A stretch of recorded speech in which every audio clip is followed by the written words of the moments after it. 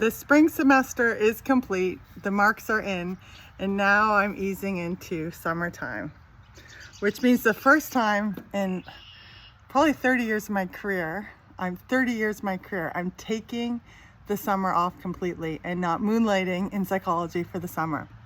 I'm up visiting my mom, and she lives on a golf course, and it reminds me of a conversation that I had with a good friend of mine about fear of missing out.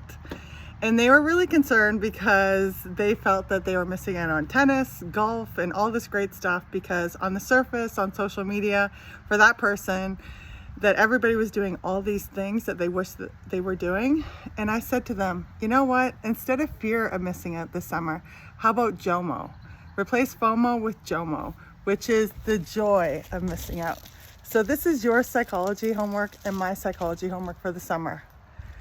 Take a step back and appreciate where you are and have joy in missing out with what it looks like the collective is doing, and celebrate this moment in time. Because when you have the joy of missing out, that's where you create moments of unexpected, wonderful. Homework for the weekend, for the summer, for the night is the joy of missing out. Be here now, always.